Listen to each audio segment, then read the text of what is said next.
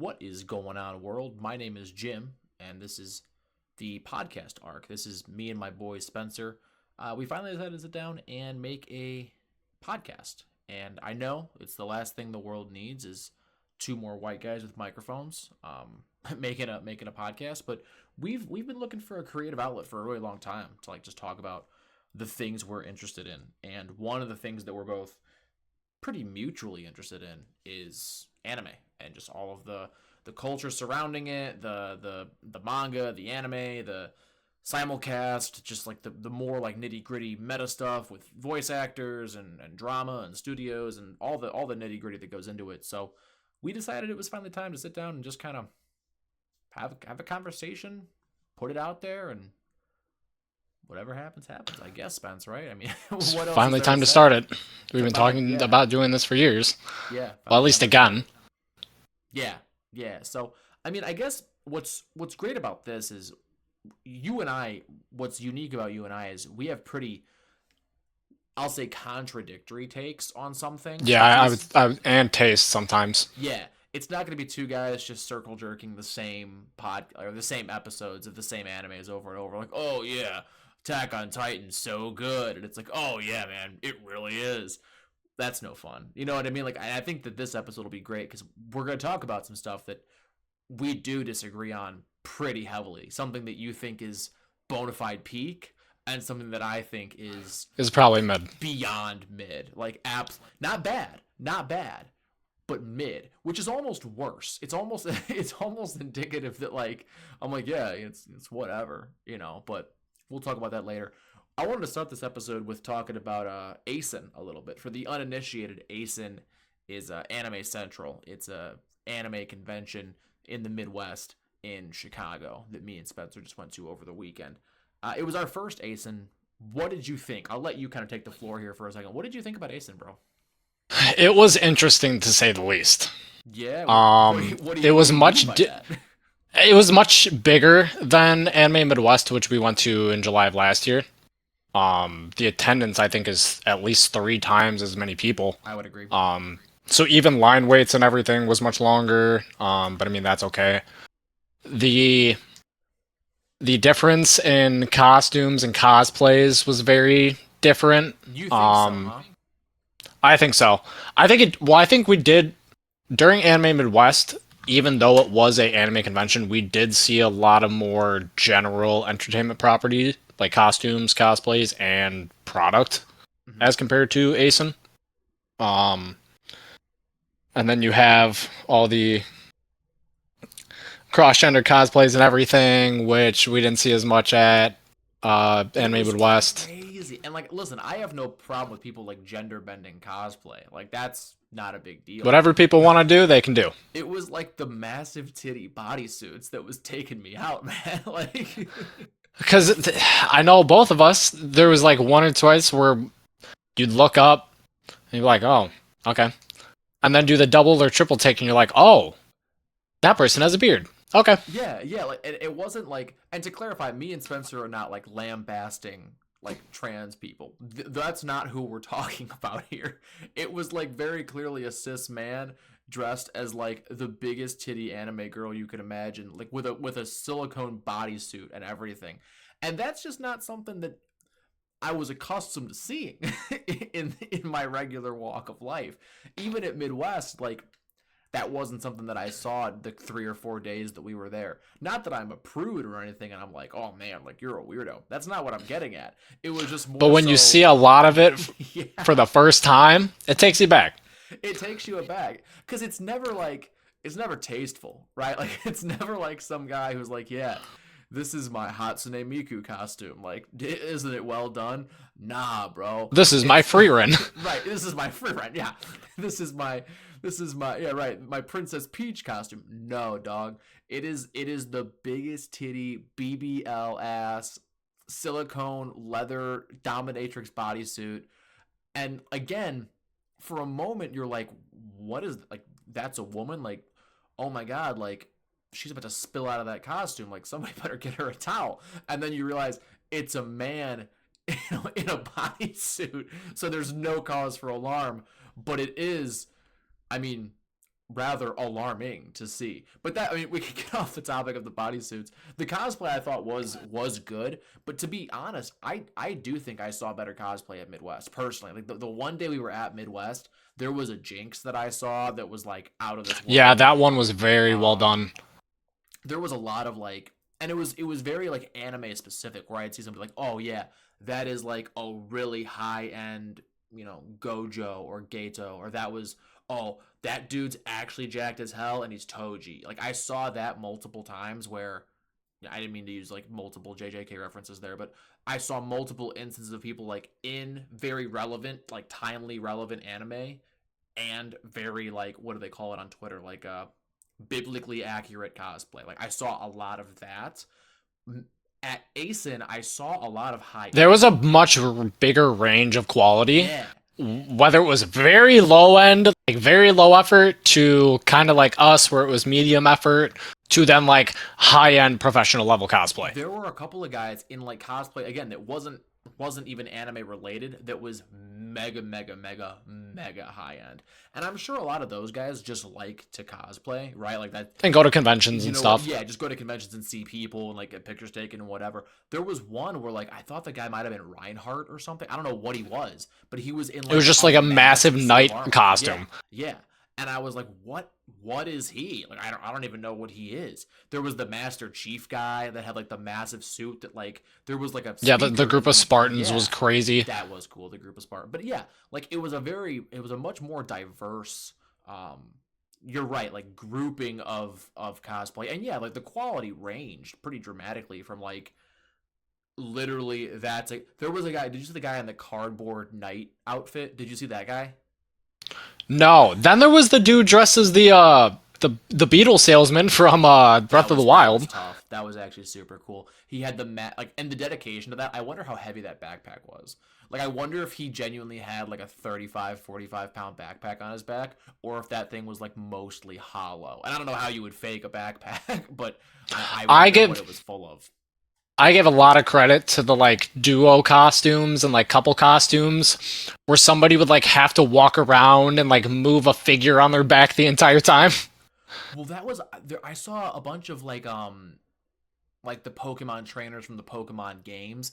It'd be like restaurant or like waiter John. You know what I'm talking about? Like when you encounter the waiter character and he has like a tray with Pokeballs on it, and he's like, "I'm gonna serve you up a battle." Like I saw multiple of those people, like dressed as a waiter with like a little tray and a Pokeball on it. And then I saw one guy who like maybe it was like I don't know, tea shop owner Barry. I don't know what the characters are called from the games. Forgive me for not knowing these very niche Pokemon Been a very battle long time instance. since I've Yeah, played those. but like they'd have a huge tray of like almost like Sandwich Lady from RuneScape with like different Pokeballs and like Pokemon figurines on it. And I'm like, dude, you gotta carry that all day. Like I put my Hori and the Rengoku katana away like an hour and a half in. I got so hot. I could only imagine being one of the people that's like, yeah, I'm carrying around $700 in Pokemon figurines right now. It Yeah, I mean, was don't get me genuinely wrong, I was crazy. carrying around my camera all day, but that's nothing compared to some of the things that, like, some of the props that people were carrying around. I like the Toji worm. I think that's a really cool one. I almost want like I want a functional one of those that like I can like put my wallet in. You know what I'm talking about, like the big purple worm that Toji has. I want one of those that I can like put my wallet and my that's the gym bag that someone's got to make. We already have the Gara gourd. Somebody make the Toji worm that's like a drawstring. That's crazy. You can But I like would buy one of them. wouldn't that be crazy? I would, that'd be so tough. But yeah, I mean there was a lot of good cosplay. I did mention to you though, again, like not that I was against it. There was like I feel like there was a lack of anime cosplay. I really did. Like I feel like Midwest there were a ton of people in relevant anime cosplay, and I wanted your take on this because I kind of had my own. When I say relevant, I shouldn't say that because it's disrespectful to like the anime community at large. There's so much anime that you and I don't consume in genres that we're not interested in. So I'm sure there's tons of people cosplaying their favorite fucking characters from things that are unrelated to the stuff that we're into. So no disrespect to those people. But And like, I what also were your think that thoughts on that? this year, I think that this year was a little bit different because we didn't.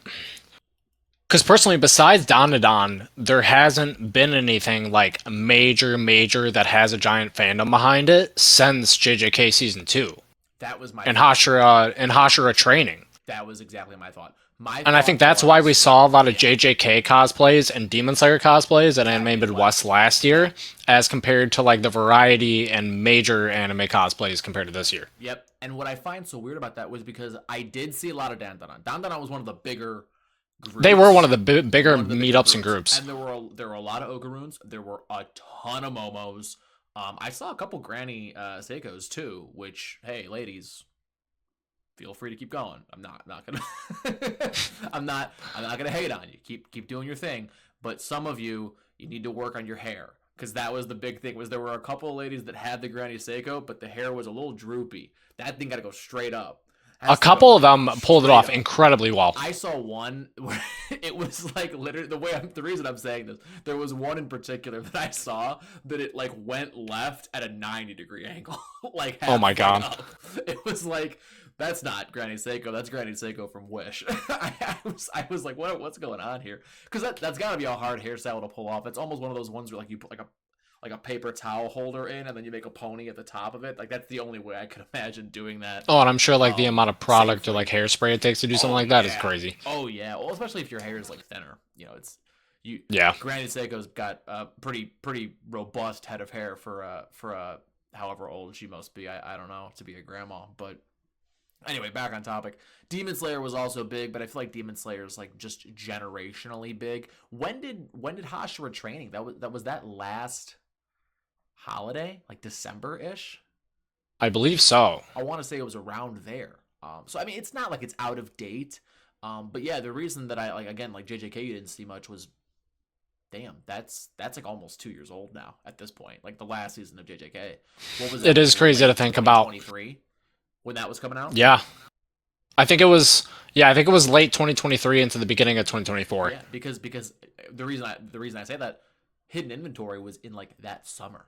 Hidden inventory was that 2023 summer. Remember, everybody was doing the like in your blue or whatever the intro is, and being like, oh, this is the song of the summer.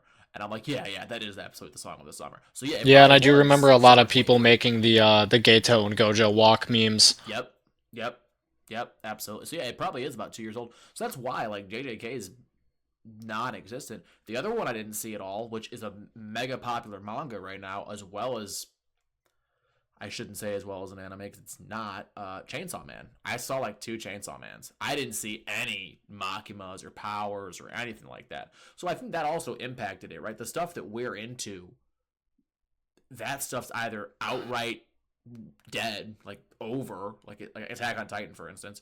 No one's coming as Eren. That's been over for 2 years now, damn near. Or Yeah, I think I has saw been one on a Irwin long-term and that was hiatus. it. I saw one girl dressed as Zoe, my absolute goat.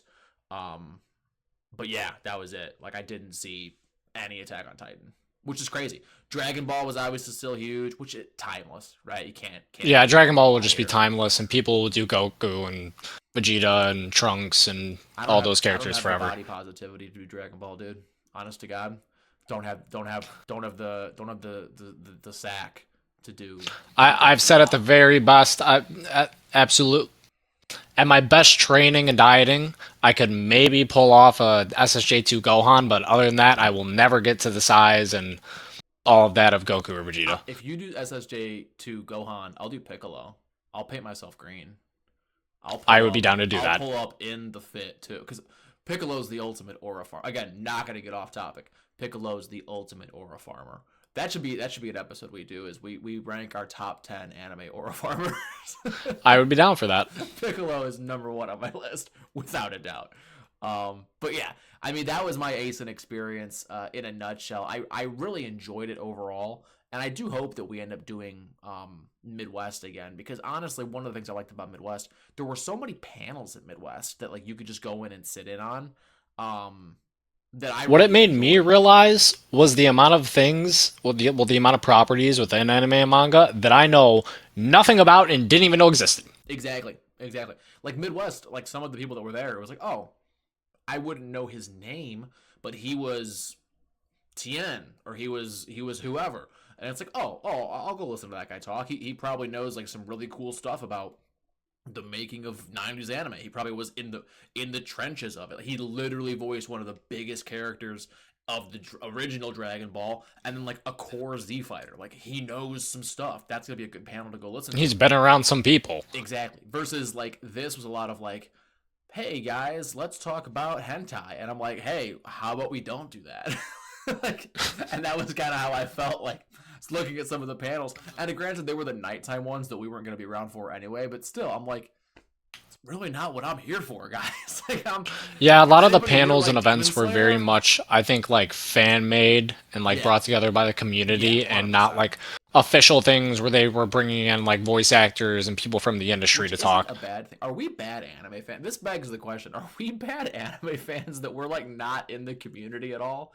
Maybe we should get closer into the community. Maybe that's our problem. Maybe we're the problem, Spencer. I think we need to branch out more. I don't want to though. I like what we watch. I like what I'm into.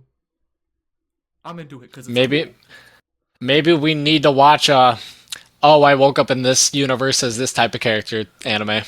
Oh no. Maybe I just thought of that that TikTok where the guy's like, oh yeah, man, I love anime. It's so cool that it's becoming like mainstream now. Like, what do you watch? And the guy he's talking to is like, oh yeah, I watch like Naruto and like Jujutsu Kaisen. The guy's like, oh yeah, I love those. Have you seen There's No Way My Little Sister Can Be This Cute? And the guy's like, no. Like, I have seen that. The guy's like, no, I haven't seen that. He goes, oh yeah, that's an actual anime for real. People are gonna watch that one. And I'm like, yeah, sometimes like I love this community, and sometimes I'm like, these are not my people.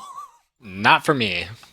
And again, if you are into that kind of anime, by all means, stick around. We're gonna come up and talk about all kinds of stuff, but just understand like different strokes for different folks, right? In the words of Dave Chappelle, we have a certain taste at this moment in time. It may or may not change in the future. Yeah. Oh yeah, absolutely. I think my tastes are changing as well. But yeah, like I said, in the words of Dave Chappelle, everybody fucks phony to somebody. So there's gonna be things that you like that aren't your favorite thing, and that's okay. That's the beauty of our community, is it's a vast canvas, a mosaic. It's not just one picture. And speaking of a mosaic not being just one picture, different ideas coming up. I've been arguing on Twitter a lot, as you know that I like to do. Follow me on Twitter, JimCredible14, and talk about anime with me. I love talking about anime, especially on Twitter. Spencer, the Anime Awards coming up in, I believe, 5 days. It's Sunday the 25th, I believe. And you and I have talked a little bit about the Anime of the Year category, and I wanted to pick your brain a little bit about that, because you and I have two. We had to immediately start the podcast because we were about to get into it, and they were like, "Nope, we need to record this." Don't want to waste this content. Yeah, so I think you definitively know your Anime of the Year. Go ahead and share it with the class. In your opinion, the Anime of the Year is Dandadan.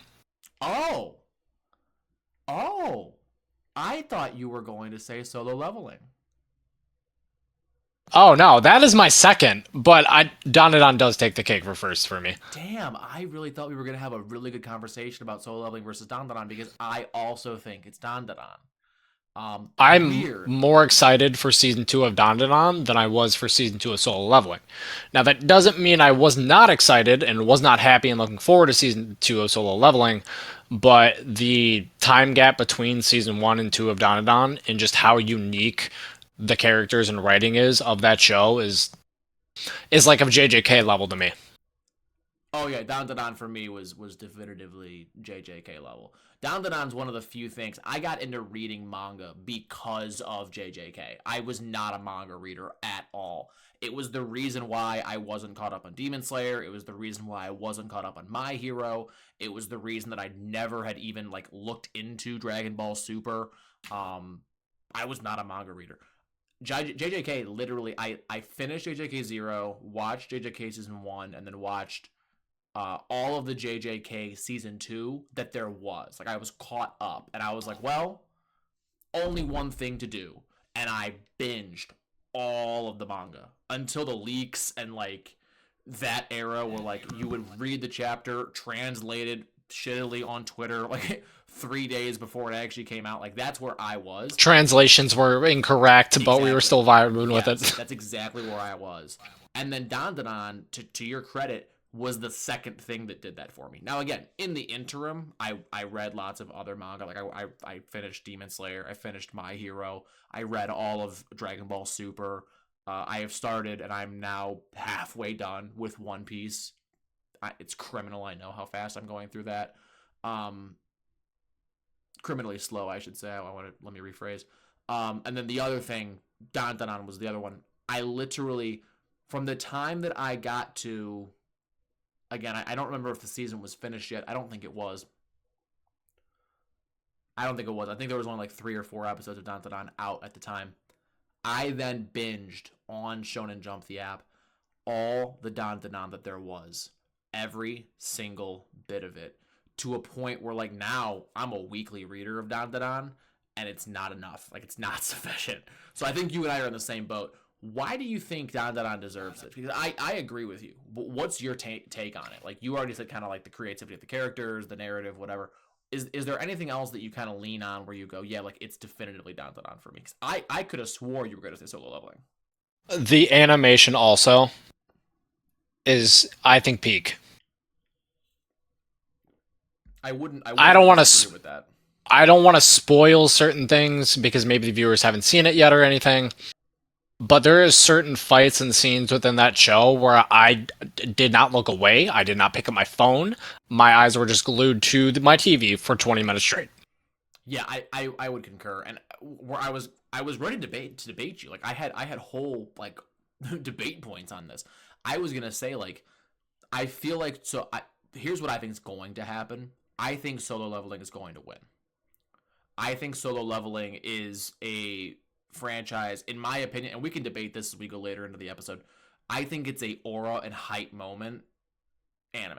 Like I think it's all sizzle, no steak. There's no substance to that anime at all. And with that said, there's not that much sizzle. There's really not. There's not a single frame, one solitary frame in Solo Leveling better animated than the acrobatic Silky arc. Not one single. You cannot grab a single moment from Solo Leveling that's better animated than the acrobatic Silky arc. That Igris fight is a peak fight for me when it comes to anime. It's a good fight. Not better animated than acrobatic Silky. And I'm curious. I hear the apprehension in your voice. Do I have you?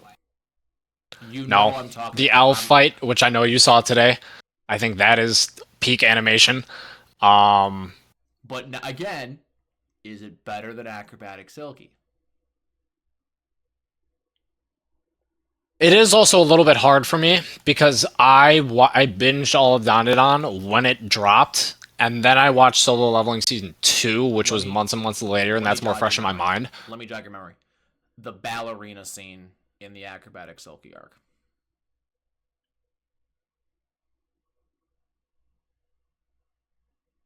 Think about it. I don't know, dude. You need to finish Season 2, and then we'll talk about the overall comparison of the animation. I'm with you. I get it. If it stays even consistent, like even if it like I'll tell you how I scored the animation in Solo Leveling. Like when we talk about it more, we can talk more about that in a second. But even if it gets like 20% better, I still don't think it's better than anything in Dandadan. I think the scene in the opening episode on the ship, I think is better animated than anything in Solo Leveling. I think the Nessie fight is better than anything in Solo Leveling. I can only imagine what the next arc is going to look like because again, I'm up to date on the manga. Like that dude was an assistant to. God, I'm the worst anime fan in the world. I can't think of his name right now. Chainsaw Man's mangaka. Yeah. I see his name all the time, and I mean, you've read it, so this is words for you. Yeah, I know. I've got Horikoshi in my mind, but that's obviously My Hero Academia. In any event, like he was an assistant to one of the other best mangakas of the era, like in terms of art style. So then when it gets translated to animation and it's still as peak as it is, that's hard to do. Like Gege is his art was high end. Like there were some panels where it was like, what was bro on? Like when he drew this one, like Let him cook. This is straight out of a horror movie what he drew just here. And then JJK was peak animation. That's what Dandadan did, where it's like every panel where you're getting that full spread is peak. Peak, peak, peak, peak, peak, peak, peak. And then you watch the anime and it's like, oh, didn't drop in quality one iota. Not one iota. So when people are talking to me about Solo Leveling, I'm like, what does Solo Leveling do better than Dandadan? I don't think it does a single thing better than Dandadan. I don't think it's animated better. I don't think it's voice acted better. I don't think the characters are better. I don't think the story is better. I don't think any single element of Solo Leveling is better than Dandadan. So I think Solo Leveling is going to win because I think that it's going to get by on its hype moments. And it's like that meme where it's like, you guys got any good story? It's like, we have hype moments and aura. And it's like, that's how I feel Solo Leveling is. Like, I have nothing against Solo Leveling because I have enjoyed what I've watched thus far. Like, I'm into season 2 now. It's not better than Dandadan. And if it beats Dandadan for anime of the year, that's criminal as far as I'm concerned. How do you overall feel about Solo Leveling beating out One Piece on Crunchyroll ratings? Again, like psychotic. Genuinely psychotic. Genuinely psychotic. Like, that's even more egregious. Because, again, One Piece is like, I think it's my 3rd highest rated anime ever. 4th highest rated, I think, is what it is. And we're going to do a whole list later on as the podcast goes. It's like my 4th highest rated anime of all time.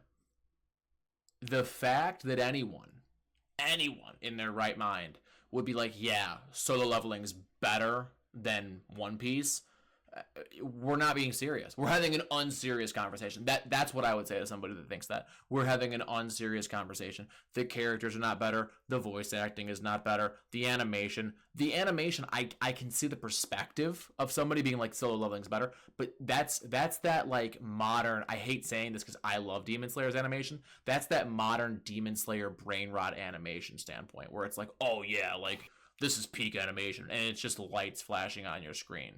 Versus One Piece, it's like, are we watching like fight choreography here? Like, are we watching like, or Naruto, where they have taken literal like martial arts moves and animated them frame by frame to look as accurate as possible? Exactly, like the choreography, like as a core element, is so important to the fights. One Piece dominates that in so many ways. And some people are like, oh, well, what about Zoro in this moment? Again, no spoilers for like end game level One Piece. It's like, again, what are we talking about? Like, this is peak. This is peak animation. This is peak fight choreography. This is peak everything. What are we talking about? Like, I've only seen clips. I have, for the audience, I have not started One Piece. Well, I've started One Piece. I've only watched the first episode. Don't really remember it. But I see clips all the time on my YouTube feed that come up that I've watched where I've been like, I need to start this show because of how good this is. Because of how good the animation is. We're going to talk more about One Piece. I think in this episode I'm going to want to talk about it. But again, that's another whole other can of worms where, again, Solo Leveling, it's going to win anime of the year. It's just going, it's going to. This is, I feel like it's an industry plant, dude. That's what I feel like. It's an industry plant. I get it. It's good. It's above average. I like it a lot, frankly. But this notion that it's now like the new big one, like this is the Attack on Titan of the era where, oh, this is the big one that everyone's in on. Everyone gets it. It's so big. It's so big. It's just not that. You're not that guy, pal. You're not. It is quite simply mid, and I'm okay standing on business over that because it's not better than that. I'll say this, Spencer.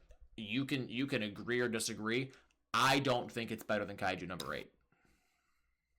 That I do. I don't think it's better than Kaiju number 8. And there's a couple scenes that I think are better written in Kaiju number 8. But overall, I do think Solo Leveling is a better show. I think Kaiju number 8's got more heart. I think Kaiju number 8's got more stakes. I think Kaiju number 8 is a more like artistically, it's better. Like I think that when you combine music, fight choreography, animation, story, when you combine all those elements into one singular body, you're getting a better product as well. Solo Leveling, it's doing it for me. I'm going to finish it, but like, listen, dude, like, what is this story about? I, I can't tell you. Again, okay, listen. Unless there is a dramatic, and I know what you're gonna say. There is. There's just not. There's nothing here.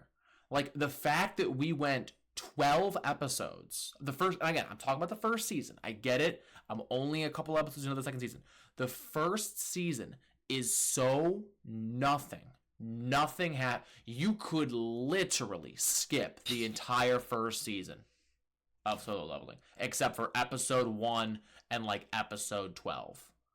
If you watch those 2 episodes, you're going to have a pretty firm understanding of what Solo Leveling is. Honest to God. I do like him overcoming the snake. I like him overcoming the Cerberus.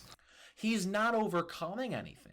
That's not what's happening, and that's what bugs me about it. Like, okay, so let me back up one step. When Gohan fights Cell and finds the strength to beat Cell in the end, how does that happen? Well, Gohan overcomes Cell by going Super Saiyan, unleashing his inner latent potential that has been established long prior, like dozens of episodes prior to his childhood, before he was a Super Saiyan, before it was even understood that he was capable of being a warrior. We understood that Gohan had deep latent potential, and now it's being actualized dozens of chapters and episodes later. Like there's an established, there's this, then there's this, then there's this. In My Hero, when Deku finally is able to utilize more of One for All and beat Muscular, for instance, in the training grounds arc or whatever it is. How does that happen? Well, he's given One for All. He learns to channel it little by little, and then a deep element of motivation occurs to him where he has to save somebody, but that motivation is relevant to something else that happened prior, right? Again, no spoilers for any of these animes. In Solo Leveling, the dude has no motivation. Like, I have to make money for my mom and sister. I have to make money for my mom and sister. Dude, go be an accountant. Why are you choosing this dangerous ass career when you literally don't need to? Like, why is he an E-class hunter? Why would he even decide to do that? Before the whole I only level up, when he was the weakest hunter of all mankind, why is he like, you know what? This is the career path I'm going to choose. No, dude, this is objectively the worst possible decision you could make. And then it's like, okay. Did you not pick up why? No, I didn't. Oh, it's also to follow in his father's footsteps because his father was a hunter also. When is that established? I watched all 12 episodes today. When did they say that? I'm pretty sure they do. Briefly in season 1, I'm 99% sure they bring that up. I watched the entirety of it today.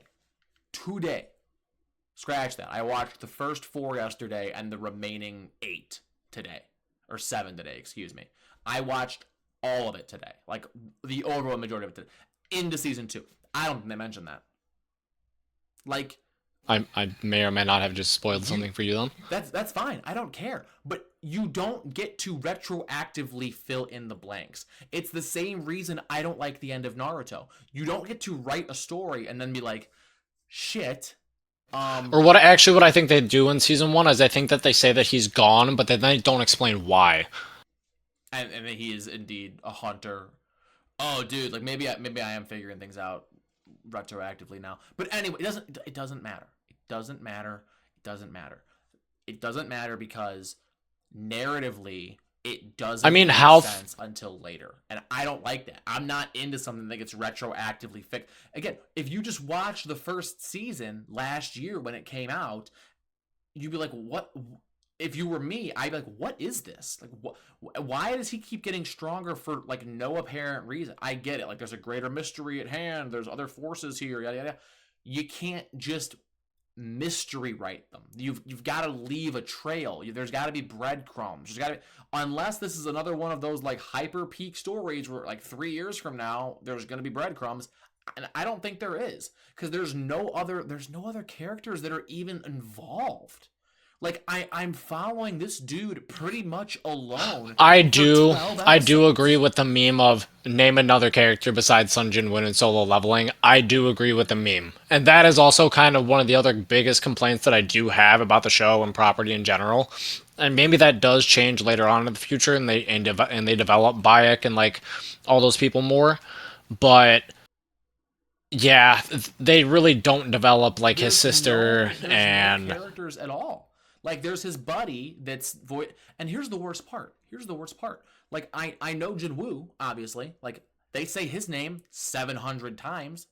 Oh, the E-ring hunter, Jinwoo. They keep saying it. I can't remember his friend that is the guildmaster's son for What's the his life of me. friend's name? What's his friend's name? I have no idea.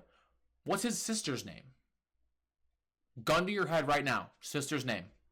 No idea. No idea. Oh, Junhee, is that the redheaded girl?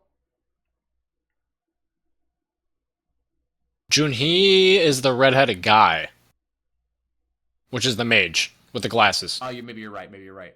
I feel like the redheaded girl, like it sounds like Julie when they say it, so that's how it's in my head. But Junhee, I think you're right, is the mage with the glasses. But this is what I'm talking about.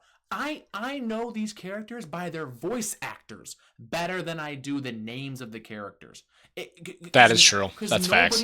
Nobody gets any extrapolation. I have no idea what anyone's motive. Why are they going to this mysterious island where something bad happened a year ago? Like, what's going on? You don't get to set the stage for something in season 1 that's not even going to be touched until several episodes into season 2, seemingly.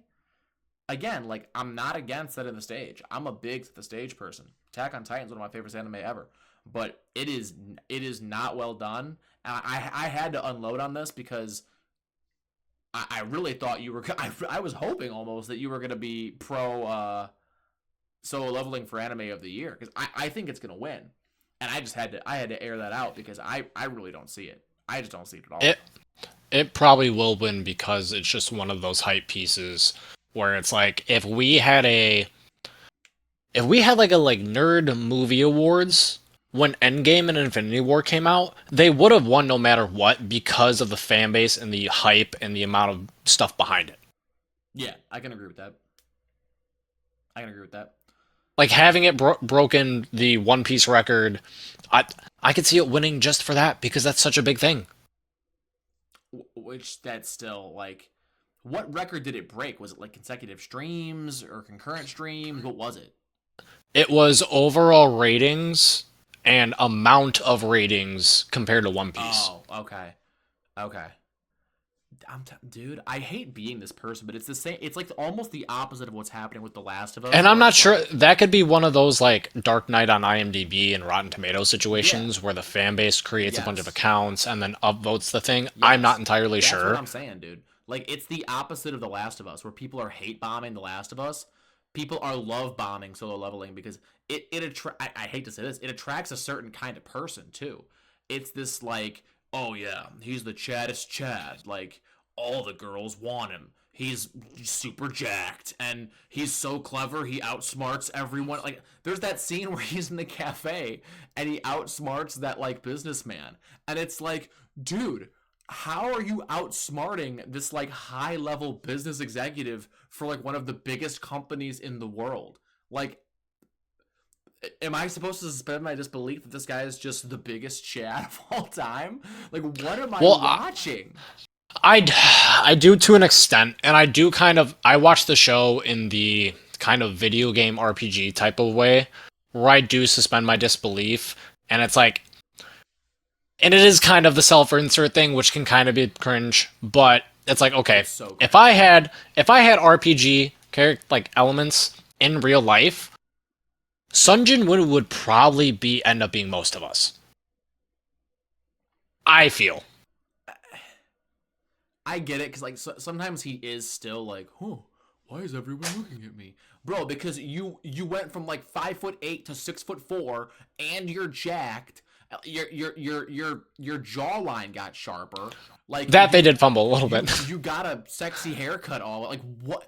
It's literally self-insert porn. Like it's literally like they took like the Chad is Chad and we're like, oh, that's the character I have. It's like me and Jared, my brother, we used to have this inside joke where like whenever we talk about characters that do this, it's like who can imagine the bigger imaginary goblin? Well, my goblin's bigger than the universe. Well, my goblin's bigger than the multiverse, right? Like we can go on and on infinitely, envisioning a bigger Chad. This is the end game of Giga Chads. It's almost doing what I hate about One Punch Man. I will never watch One Punch This Man. is the only show I've actually liked a overpowered MC.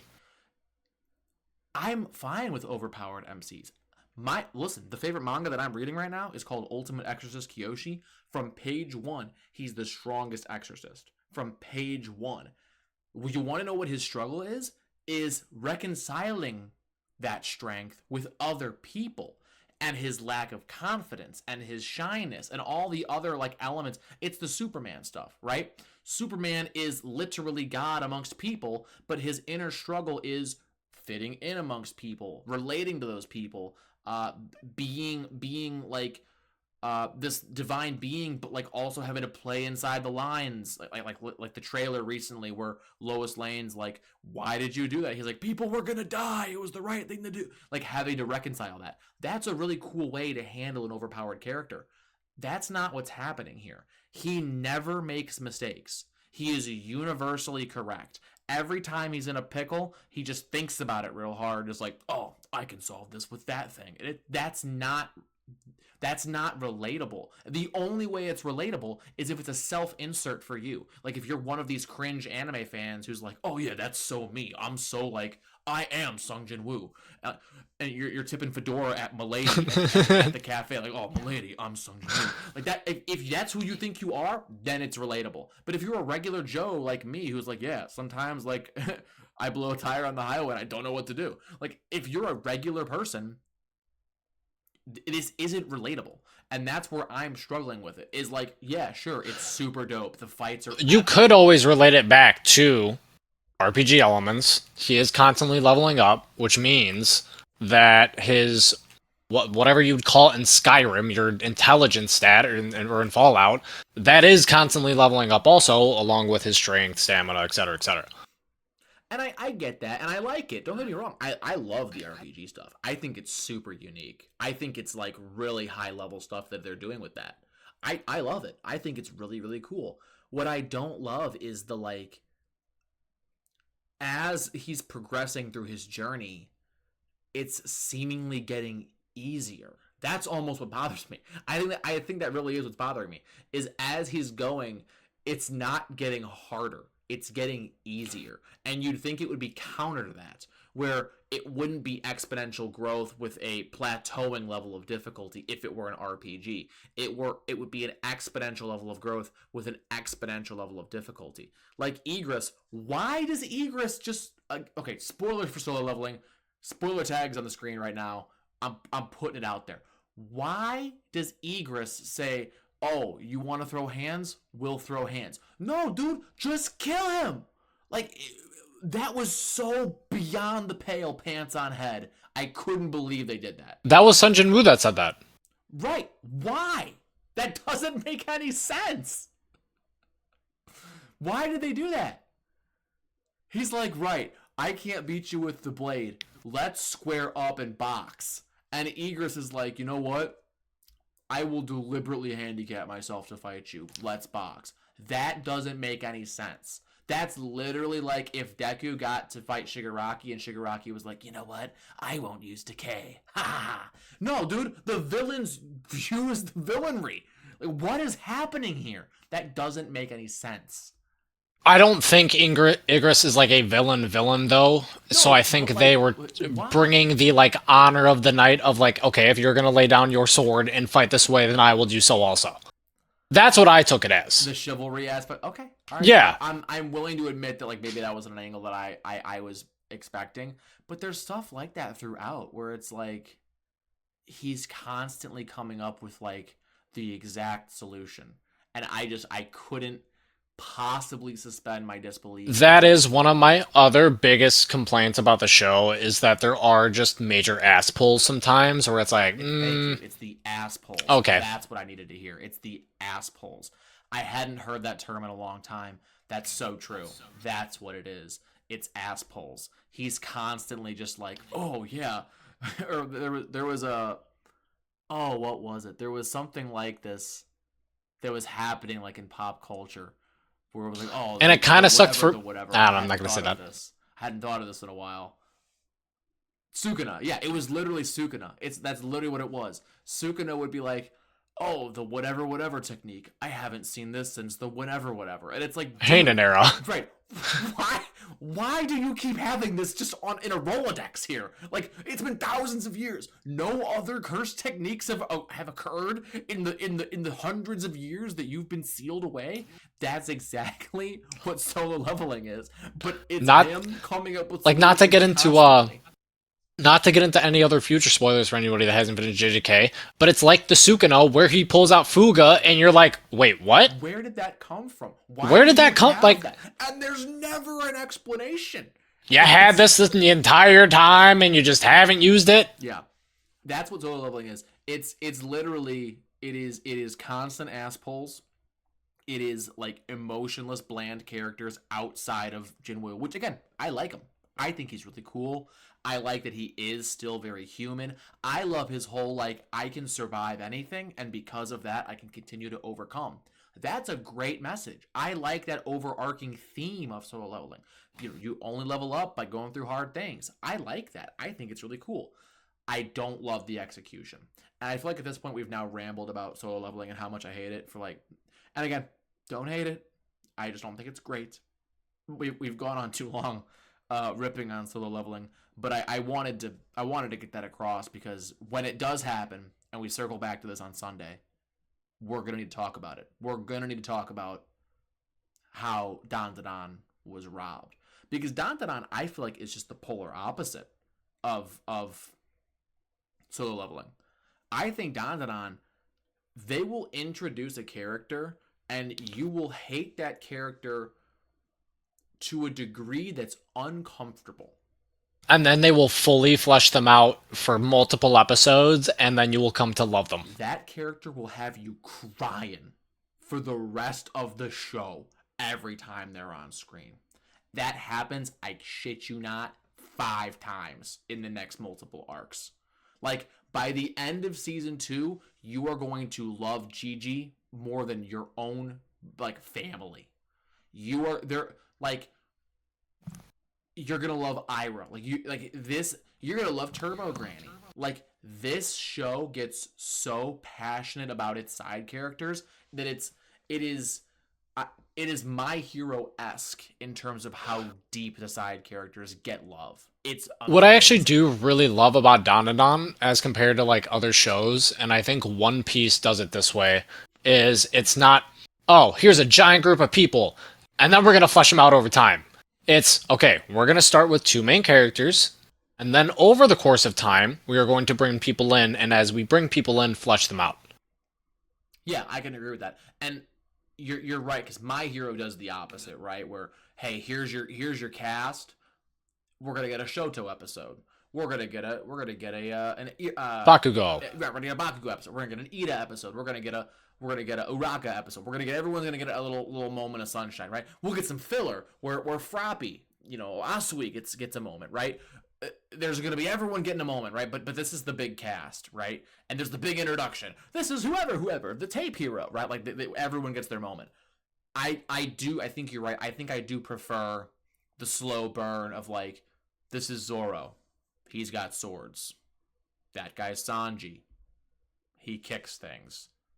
What do you want to know about them? Oh, how did Sanji get into cooking? I'm glad you asked. It's a tragic, tragic tale. Which, dude, you don't know the tragic tale of why Sanji cooks things yet. No, I don't. You have no idea.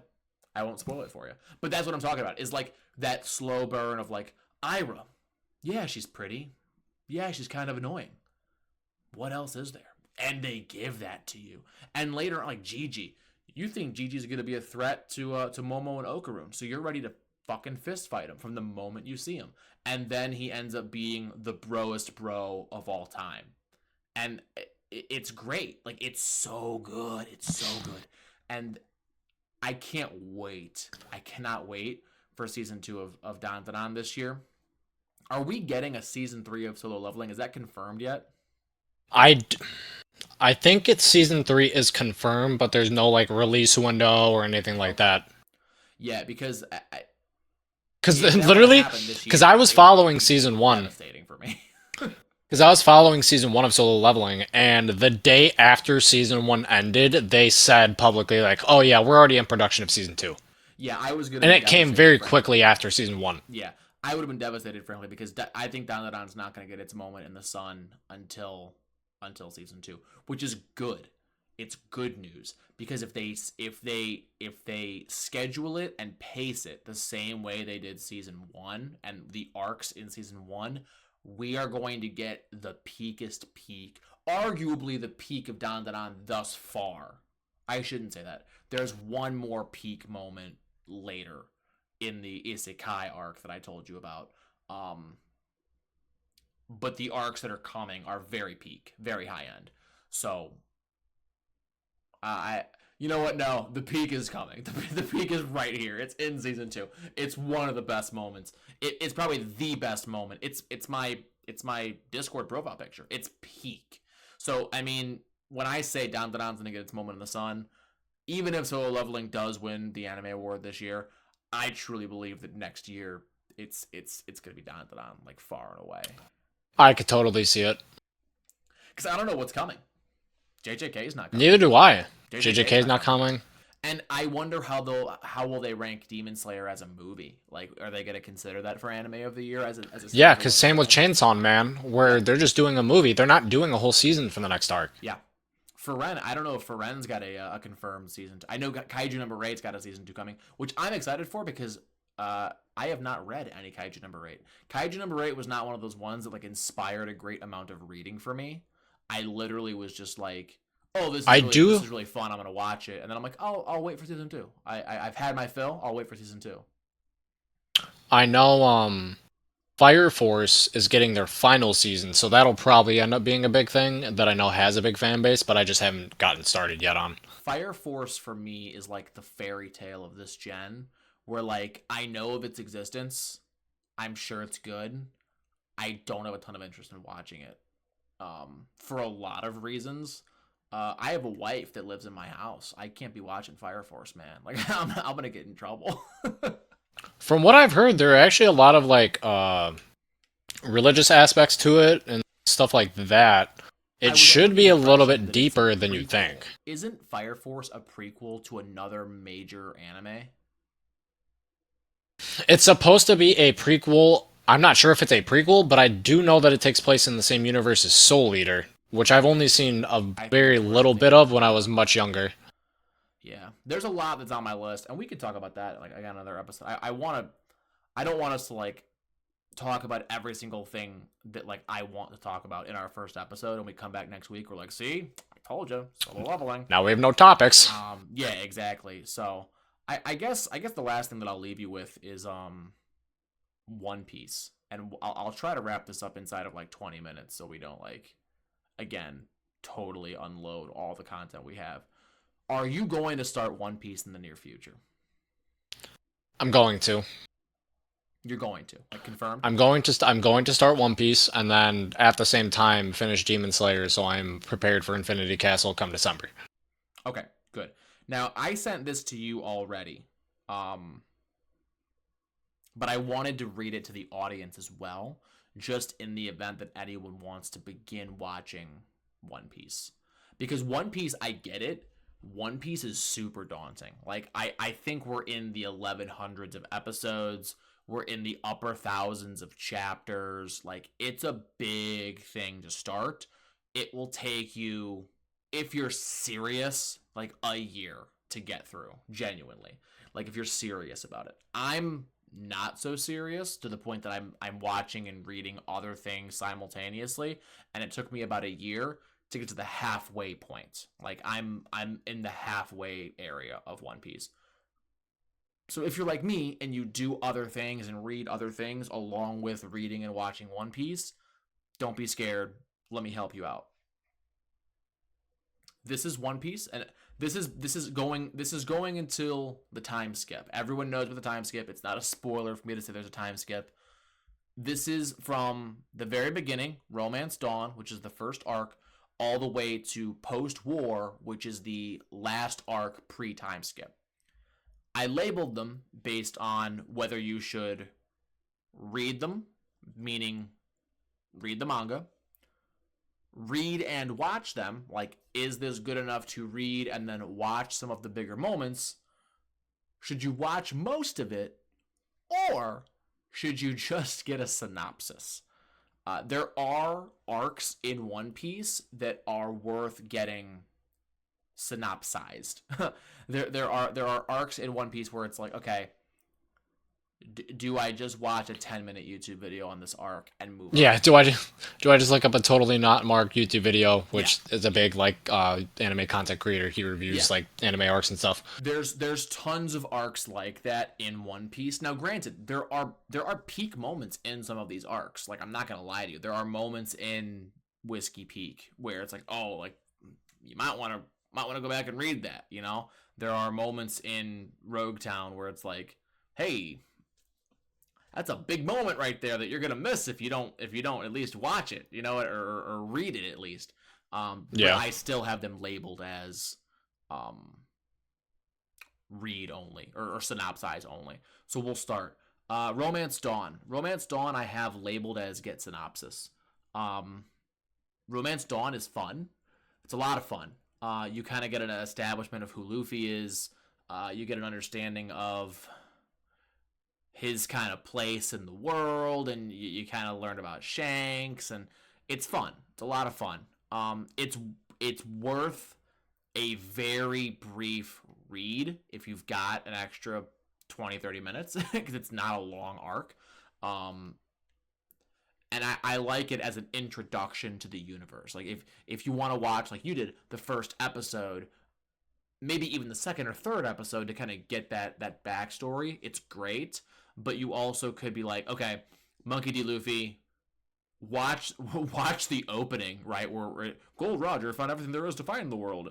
Want my treasure? You can have it, right? If you watch that and then like read like the first chapter of One Piece, you've got a pretty good grasp on where we are, who we're looking at, what it's about. So I don't think one Romance Dawn's worth dedicating 7 or 8 episodes to. Orange Town, synopsis. Orange Town's great. You meet Zoro, you meet Nami, you meet some other villains and some stuff like that will be major players later, but again, nothing that can't be figured out in a synopsis. Nobody is doing anything super cool in this arc. Not really worth a full-blown reader watch. Syrup Village, I did put synopsis for this, but I'm going to take a step back. It's a must-read and watch a little, like to a small degree. Not all of it, but to a small degree. Specifically the ending fights against Captain Kuro. Like, Captain Kuro, in my opinion, to this point, is one of the better villains in One Piece. It's really, really good. He's sinister. Like, I don't know, Spencer, is there another villain that you've seen in anime where you're like, oh wow, like he's actually a little spooky? Honestly, it was Sukuna. That's a good example. Where I was like, you are just so cold-hearted and evil.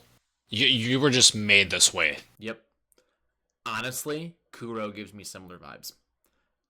It's a genuine like disdain for his fellow man. It's evil. It's genuinely evil, and it's really good. It's voice acted very well. His fight is very like herky-jerky and like disorienting. It's worth watching that fight. The rest of the arc is not worth it. It's very boring. You meet Usopp, you meet the Going Merry, which is great. They're shipped for the first time, but the rest of the arc is just not worth watching. Like, really, that Captain Kuro fight is all there is to it. Baratier. Again, gonna modify my answer here a little bit. Must read and watch a little bit, and it's just the Sanji flashbacks. Nothing else in the arc is really relevant. Luffy has a pretty good fight against Don Krieg, who's a pretty lame villain, but it's a cool fight. It kind of, again, like, orients you with who Luffy is, what his motivations are, what his, like, emotional status is, but it's not worth dedicating extreme amounts of time to. You can watch the fight in one YouTube video. It's like 2 minutes long. It's not, if you, like, condense it into one fight, it's not that long. It's not that good, but it's a fun fight. The rest of that arc is kind of, you could leave it behind. There is one defining moment for Zoro also that I won't spoil. But again, seeing that scene in the 2 minutes it takes is not worth watching 10, 20, 30 episodes of an anime or reading a dozen plus chapters. It's just not worth it. So watch the Sanji flashback and maybe watch those couple of scenes, again, in a synopsis style. It's not worth watching the whole thing. Arlong Park. Must watch the whole thing. Arlong Park bangs. It is the first hype moment and aura moment in One Piece. That's what I've always heard. It is peak. Dun, dun, dun, dun, dun, dun, dun. It is peak, dude. Everything about that arc is awesome. We get a lot of Nami. We get a lot of Zoro. We get a lot of Sanji. We really get to understand who Luffy is and what he's about. And he's about what he's about. It's really, really, really good. Watch all of Arlong Park. Rogue Town, you can skip it. There's one frame, literally one frame, that's worth seeing, because later on, and by later on, I mean like 400 chapters later, you're going to be like, wait a minute, I know that guy. There's nothing else in Rogue Town worth watching, genuinely. Reverse Mountain, very sad, but also kind of cool. It is synopsis only, though, for me. There's one small character that's worth knowing for a later arc, but again, it's like 400 chapters from now. Not really worth anything other than a synopsis. Little Garden, synopsis, it's cool. Nothing to write home about. Drum Island, read and watch a little. It's good. It's fun. I like the introduction to Chopper. Chopper's cool. There's not much there.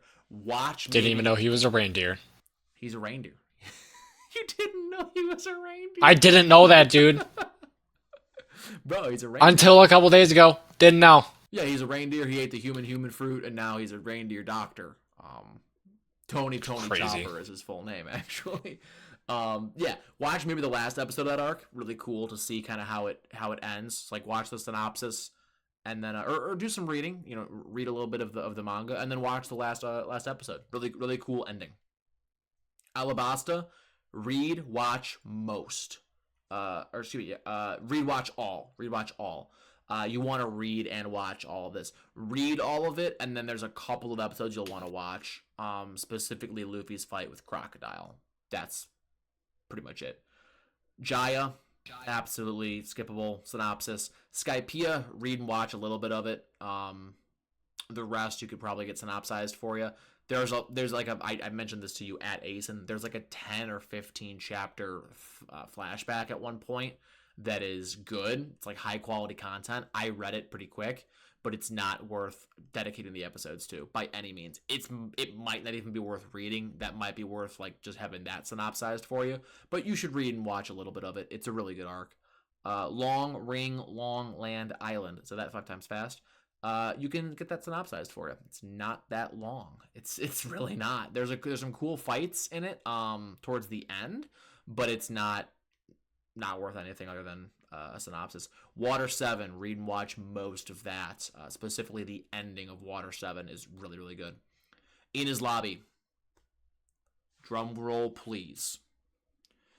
Ina's Lobby is the peak of One Piece pre-time skip. You've got to watch the entire thing. It is... Will do.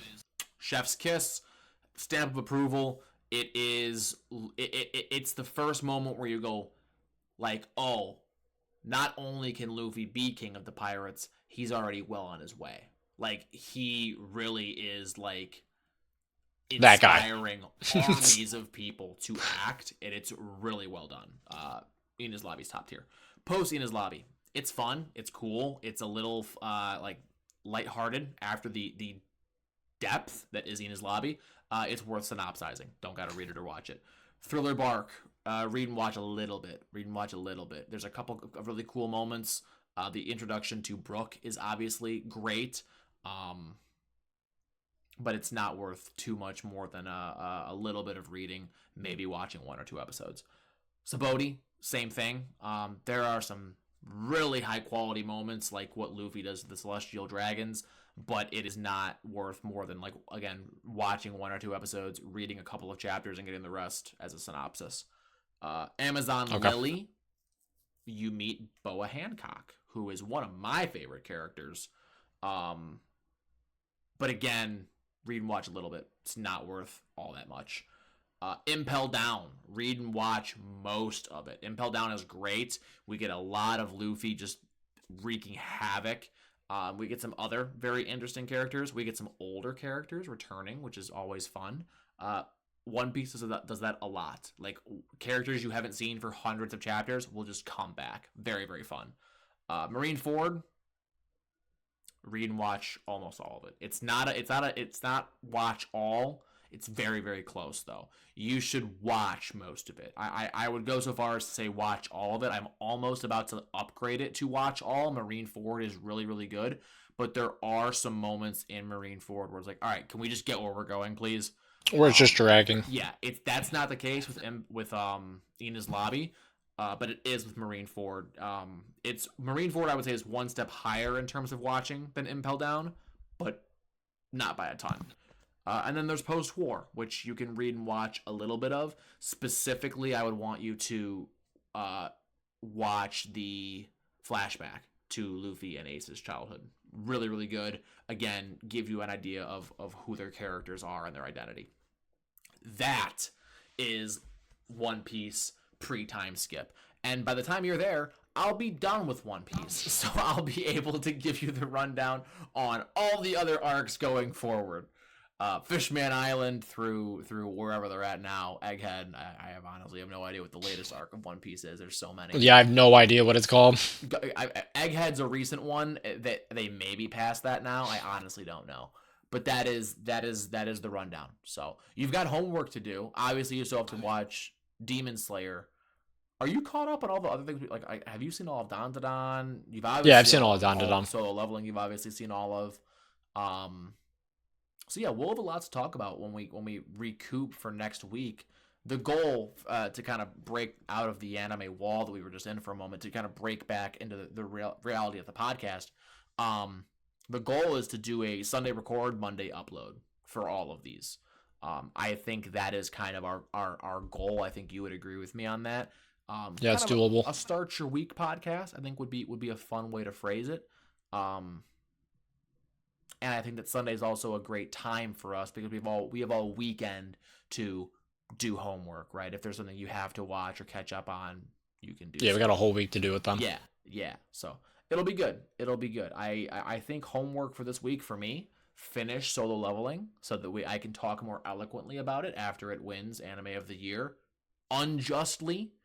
And for you, your homework will be get as caught up as you can on Demon Slayer. But I also say start some One Piece. I'm not asking you to get all the way to Arlong Park, although I did say you can skip or synopsize all the arcs until Arlong Park. So you could theoretically start Arlong Park as soon as you're all synopsized up. But otherwise, get started on that. That way we can talk a little bit about One Piece. Yeah, and I'll finish Entertainment District this week too. Banger arc. Talk about that next week. Yeah. Next week, we'll talk about the Anime Awards, and then we'll talk about the ranking system. Cause I'll want to establish that too, because we'll be talking about that. We'll be doing episodes like top 5 this, top 5 that, top 10 this, top 10 that, stuff like that. And generally, we'll just be doing a lot of like just anime rambles. I know this was kind of a disjointed episode because this was our first time, but I'm looking forward to doing more of them. So We'll If get you the hang of it did, more. I think we will too. I know that we probably rambled too much about like some things, like definitely solo leveling, but I think that as we go, we'll get better about everything. So, in any event, if you watched any of this stupid podcast, which own up to it, Spencer, this is a dumb podcast to have. If you watched any of this, shouldn't exist. Two white guys with microphones, take it away. But if you did watch any of this, thank you. I appreciate it. Hit the subscribe button because right now it's just going on my YouTube channel. I will probably try and get this on Podbean in the near future for like Spotify and Apple Podcast purposes. But for right now, just going to be on YouTube. So subscribe to the channel. Follow me on Twitter. I'll have links in the description for that. Spencer, is there anywhere you want people to follow you? Follow me at Spencer Shots on Instagram. I'll have that in the description too. All right, boys and girls. Thanks for watching, and see you next week.